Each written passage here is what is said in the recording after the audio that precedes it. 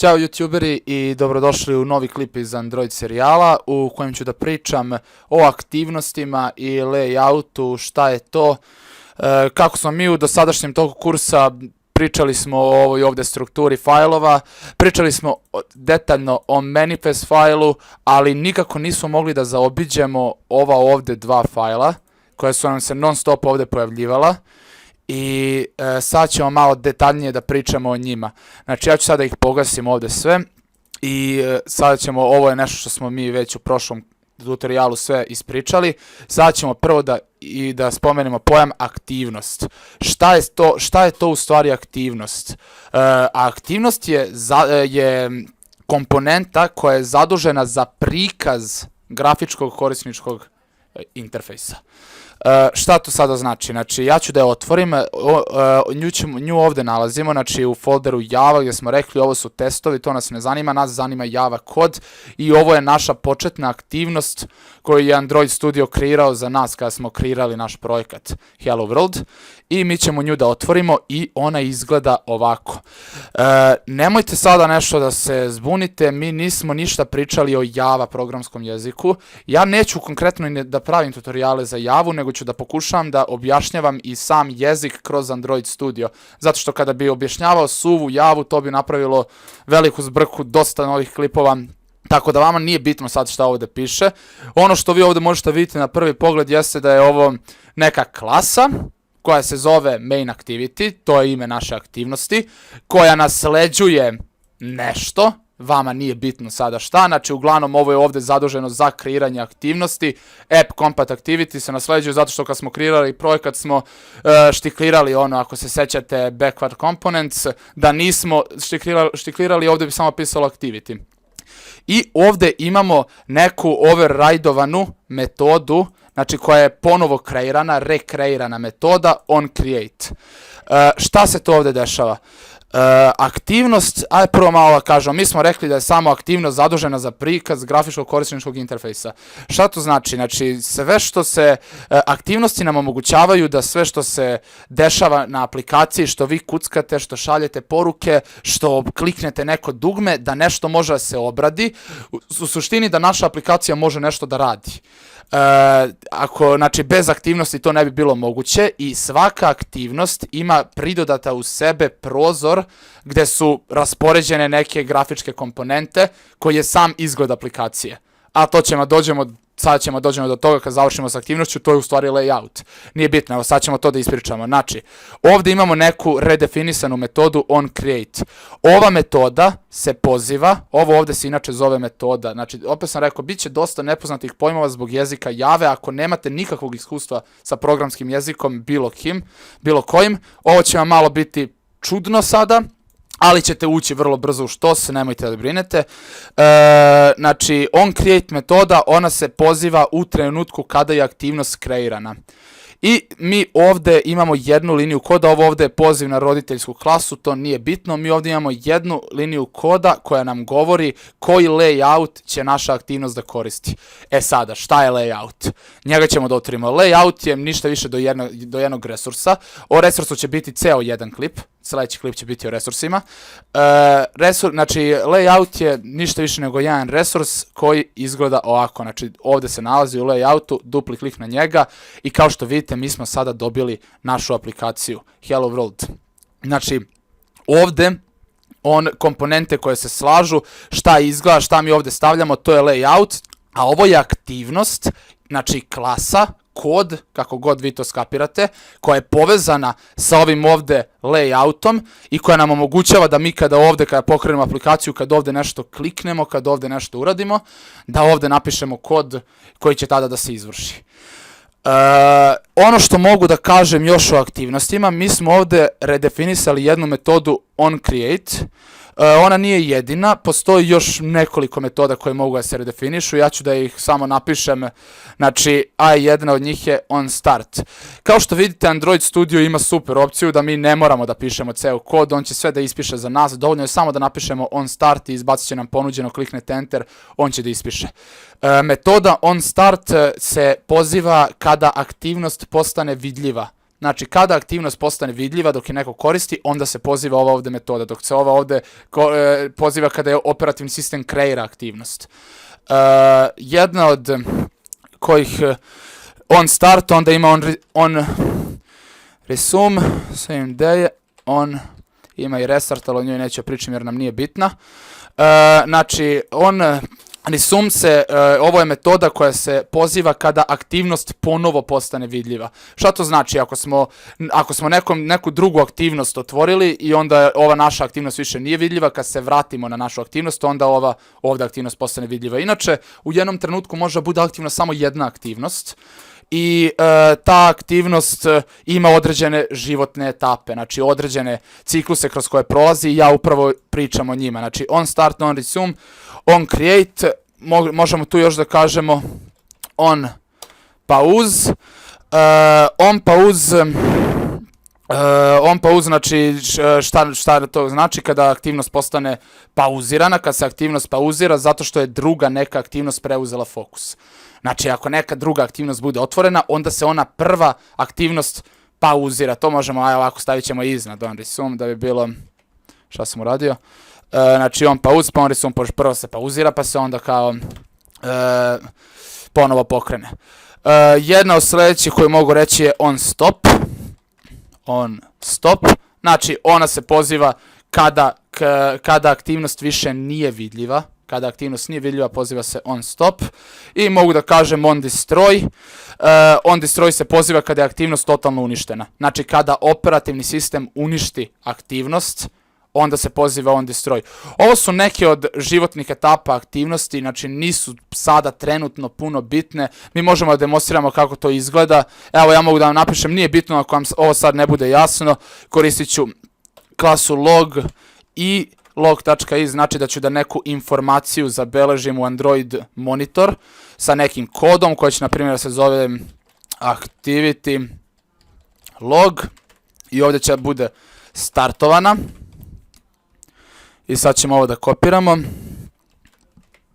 svugde. Opa. Startovana, ovdje će da bude pauzirana, ovdje će da bude ponovo vidljiva ili ono ponovo otvorena, nebitno, stopirana i uništena. Neki od ovih sada nećete ni vidjeti, ali ja ću vam demonstriram kako to izgleda. Ja ću pokrenem sada ovu aplikaciju, ovo smo sve vidjeli u jednom od prošlih klipova. I sad ćete vidjeti u stvari šta rade ove ovdje metode. Ja ću da otvorim ovaj i ovdje tab. Znači, vidite ovaj ovdje što piše Android monitor, otvorit ću ga i sad gledajte šta se ovdje dešava. Ovo nam ne treba. Android aplikacija. Sad imamo šta se ovdje dešava. Trebalo bi da ispiše. Da vidim samo zašto ne ispisuje. Evo ga. Znači, ja sam sada kliknuo ovo dugme i meni piše da je aktivnost stopirana. Sada sam je upalio, piše ponovo vidljiva, znači da se pokrenula metoda on resume. Ako ja uzem sada i ponovo ovo kliknem, ona će prvo da se pauzira, ali pošto sam izašao iz aplikacije, ona će biti i stopirana. Znači, prvo se pozvalo on pause, pa se pozvalo i on stop, a ako je ponovo kliknem, ona će biti ponovo vidljiva. Stopirana. Ako je pokrenemo, bit će ponovo vidljiva. Onda možemo opet ugasimo, pauzirana, stopirana, možemo da isključimo i to su neke, znači to su životni ciklusi naše aktivnosti. Koristili smo ovo ovdje funkciju klasu log.i i znači nije bitno, ona služi da loguje neku informaciju i loguje se unutar Android Studija da bi se lakše snalazili kroz samu aplikaciju. Ja sam je trenutno iskoristio, retko ćete je koristiti, vidjeli ste upravo čemu služi. To je što se tiče aktivnosti. Sada ću da pređem na layout. Šta je u stvari layout? Layout je vizualna struktura grafičkog korisničkog interfejsa. Znači, šta znači vizualna struktura? Mi smo ovde, ja sam rekao, mi ovde imamo samo neki Java kod, preko kojeg mi komuniciramo sa ovim ovde layoutom, govorimo šta se radi u određenim situacijama. To je aktivnost ovog ovde layouta. Layout nam sada daje konkretan primjer šta vidi korisnik. Šta korisnik vidi i on izgleda ovako.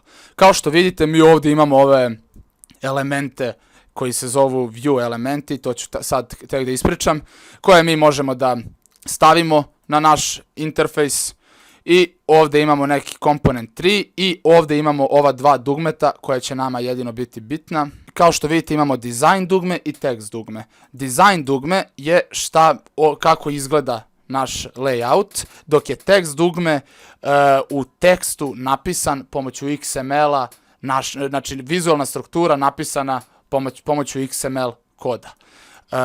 Neće vam ovdje neke stvari biti jasne, nije ni bitno, ali ja ću sada vam ispričam ovdje šta je šta. To ću da ispričam tako što ćemo da unapredimo ovu ovdje našu Hello World aplikaciju s kojom baratamo već od početka kursa. Pogledajte šta ću ja sada da uradim. Obrisat ću ovaj ovdje text view, Hello World, kliknut ću delete dugme na tastaturi i sad sam dobio ovdje jednu praznu pozadinu. Kada odem na tekst pregled, sada ovdje vidim samo jedan relative layout i ja ću sada da uzem i da napravim, znači to je naš view group i ja ću unutar njega da pomoću okruženja napravim nekoliko view elemenata i jedan od njih će biti ovako, plain text, stavit ću ga ovako ovdje, iznad njega će da bude text view, on će da bude ovako. I ispod njega ću ja stavim samo ovako da bude poređeno po redu, znači text view, pa edit text i ispod njega ću ja stavim jedan button element. Mi smo sada dobili nešto što možda liči na neku aplikaciju. Sad ćemo mi da uđemo ovdje u tekst da vidimo šta se ovdje to desilo. Unutar relative layouta koji je koreni element, view group element, za ova ovdje 3 view elementa, znači view elementi su samo sastavni delovi view group elemenata. Ovo je ovdje koreni element koji ima neke atribute i svaki od ovih elemenata ima neke svoje atribute. Znači, jedan, kao što vidite, atribut koji je onako uočljiv svugdje je prvi napisan jeste ID. Čemu služi atribut ID? Služi da možemo u kodu kasnije da baratamo sa view elementom ili view group elementom koji smo napravili. Mi ćemo da baratamo sada u kodu s ovim elementima, tako da ću ja ID za ovaj text view da stavim kao, na primjer, tx show. Pošto ću tu da prikažem nešto što će ovdje da se upiše. Znači ovako će, sada. Stavio sam ID. Ovdje možemo također vidimo još neke atribute, layout width i layout height, to su visina i širina kao što možete vidite i imamo ovdje wrap content i match parent, znači možemo da vidimo dve različite vrednosti. Wrap content znači da će view element, u ovom slučaju text view, pošto sam na njemu, evo ovdje možete da kliknete na preview i da onda vidite šta se dešava. Nešto nam se obrnulo. Dajte da vratimo to kako smo stavili prvobitno. Ovako smo stavili prvobitno, tako. Može da se, kao što vidite, znači, stavili smo ID element i ovdje smo došli, layout video, layout hey. Znači, visina, širina je postavljena za wrap content, što znači da će širina biti onolika koliki sami view element zauzima prostora. Kao što vidite, ja sam mogu ovdje da napišem match parent i ona bi sada išla od početka do kraja, što bi značilo da će ona da se spoji sa roditeljskim elementom. Pošto je roditeljski element relative layout, on je preko cijele ove površine. Ja da sam stavio match parent, onda bi on popunio ceo roditeljski element. Ali pošto stavim wrap content, onda će to da izgleda ovako. Ista priča i za visinu. Kad bi stavio match parent, onda bi ona popunila ceo prostor, ništa nam se ne bi ni videlo, što znači u ovom slučaju nije dobro, nego nam treba wrap content. Sljedeće, ista priča za dole, ove ovdje elemente, o njima neću pričati, atribute, o njima neću pričati zašto su oni povezani za relative layout, a to ću pričati detaljno kada budem pričao o layoutima, a za sada ovdje samo možemo vidimo ovaj Android tekst i tu možemo da napišemo enter name.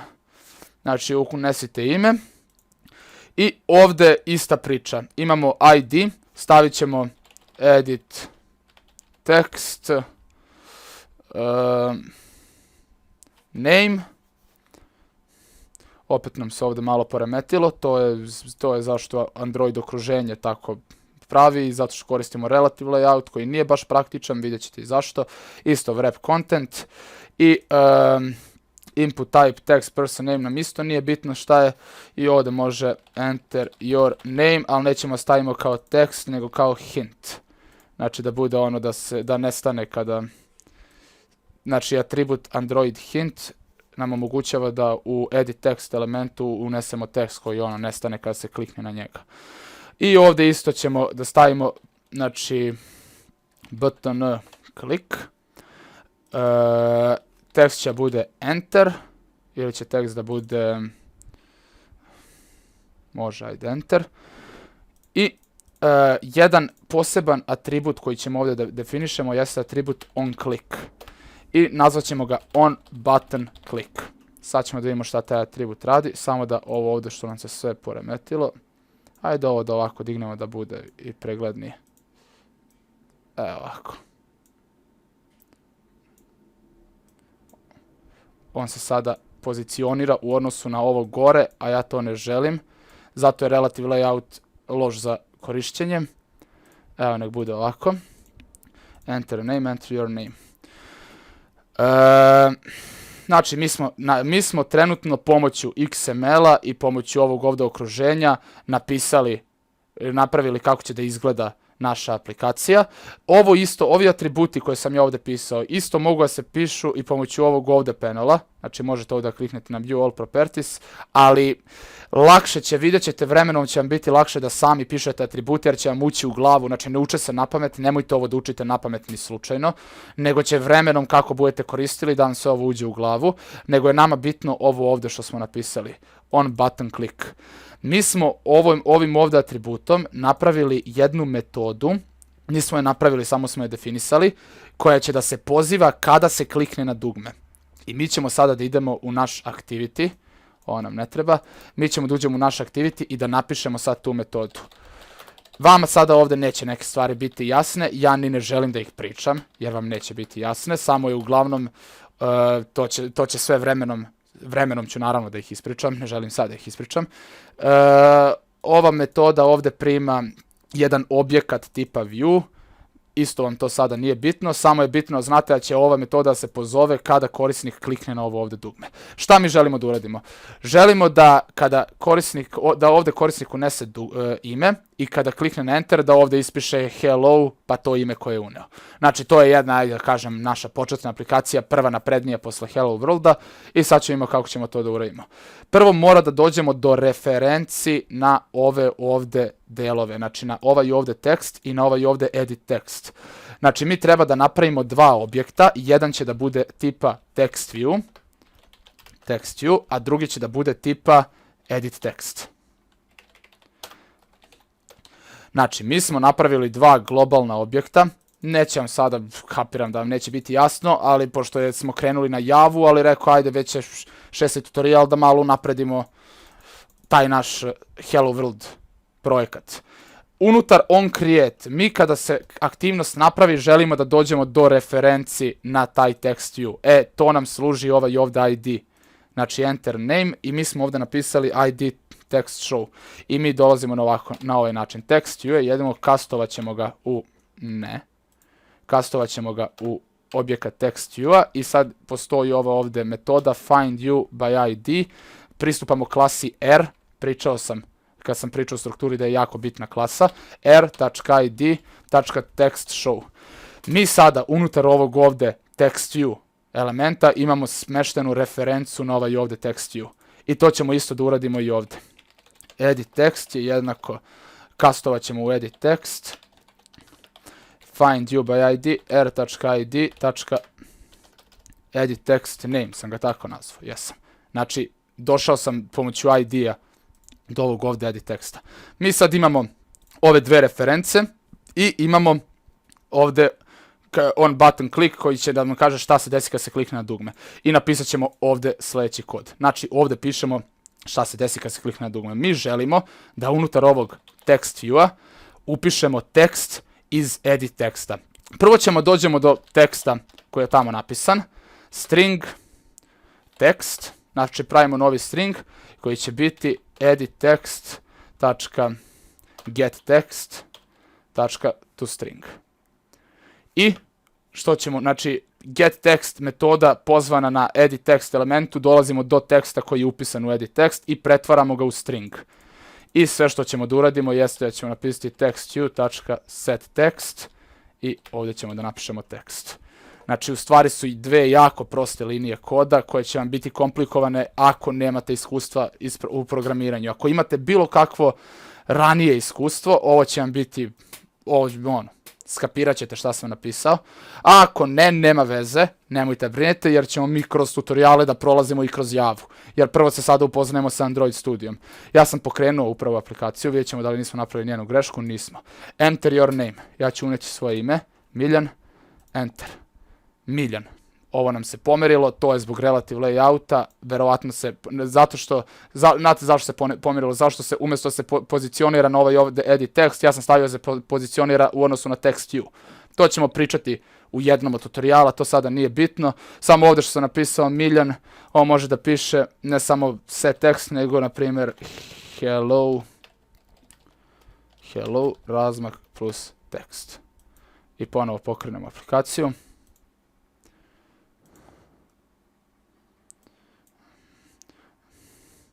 I ovdje ćemo napišemo pera, enter, hello pera. Znači, mi smo ovako, sad smo malo unapredili, napisali smo i neki prvi Java kod unutar naše aktivnosti. Ove ovdje delovi, nebitno kojem nisu jasni, bit će vam jasni. Uglavnom, ono što je bio cilj ove lekcije jeste da skapirate šta je layout, da se on piše unutar XML-a, ovo ovdje je deklaracija XML-a, da je ovo ovdje samo dizajn pogled, da možemo, znači, ručno, da nam Android Studio pomaže da mi slažemo ove komponente ovdje, tačnije view elemente. Možemo atribute i pomoću ovog ovdje panela da stavljamo, a također kao što ovdje stavljamo preko Android Studio ove elemente, možemo i ručno da ih pišemo unutar XML-a. Dok unutar aktivnosti pišemo šta se dešava kada se ovdje nešto klikne ili kad se nešto desi i kako se naša aktivnost ponaša tokom cijelog programa. U sljedećem klipu ćemo da pričamo o resursima i onda ćemo vrlo brzo da krenemo da pravimo neku malo zbiljnu aplikaciju od ove, pa da prolazimo i kroz Java kod i da povežemo celu ovu priču koju smo do sada ispričali. To bi bilo to za ovaj klip.